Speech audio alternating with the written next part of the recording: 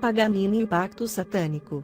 O mito de que algumas personalidades famosas alcançaram um grande destaque e reconhecimento entre o público e que fizeram pactos com o diabo não é algo recente. Há tempos que algumas pessoas acusam artistas em geral, cientistas e escritores de possuírem relações com o Satanás em troca de conseguirem um êxito precoce ou suspeito. Mas claro que, essas especulações não são afirmações que podem ser tomadas como algum tipo de verdade, porém são boatos que tentam explicar as áureas estranhas que envolviam essas personalidades. Como são feitos os pactos? De acordo com a crença tradicional cristã na bruxaria, o pacto é feito entre uma pessoa e o diabo ou outro demônio qualquer. A pessoa oferece a sua alma em troca de favores. Esses favores variam de acordo com a história, mas a maioria envolve juventude, conhecimento, riqueza ou poder. Também se acreditava que algumas pessoas faziam este tipo de pacto apenas como um sinal de reconhecimento do diabo como seu mestre, sem receberem nada em troca. No entanto, o negócio é perigoso uma vez que o preço do serviço é a alma do pedinte.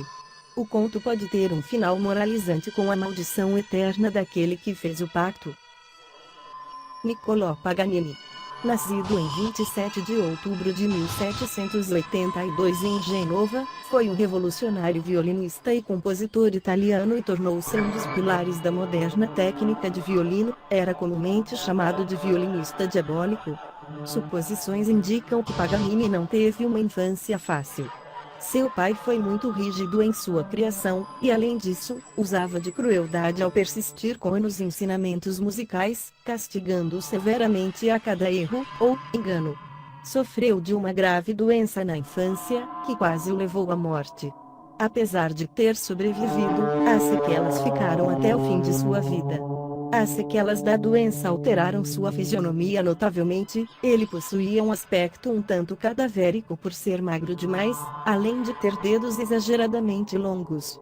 Paganini tornou-se um músico brilhante desde cedo, encantava os mais experientes músicos com seu estilo virtuoso, mas devido à sua aparência esquisita, que causava terror nas pessoas que o assistiam e o seu dom magnífico com o violino, criaram-se muitos boatos de que o violinista teria assim se envolvido com magia negra em troca da perfeição musical.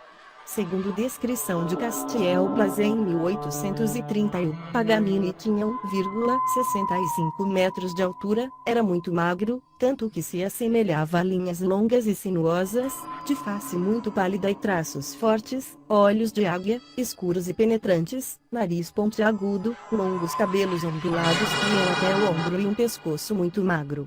Pudera, ele viveu a vida toda lutando contra a enfermidade severa que lhe exigia uma dieta rigorosa e muitas horas de sono. Aceitando suposições.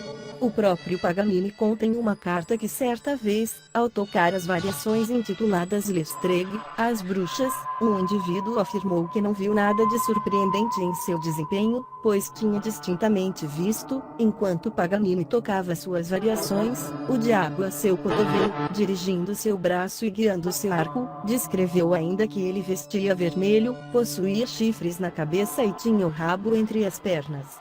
Diante disso, muitos concluíram que aquele indivíduo havia descoberto o segredo dos maravilhosos feitos do violinista. Paganini, ainda na carta, parece compreender todas essas lendas, dizendo: minha semelhança para ele era uma prova de minha origem. Ou seja, sua aparência cadavérica provava que era mesmo filho do diabo. Uma vez, Paganini foi forçado a publicar cartas de sua mãe para provar que ele teve os pais humanos. De qualquer modo, ele despertou temor e terror onde quer que tocasse.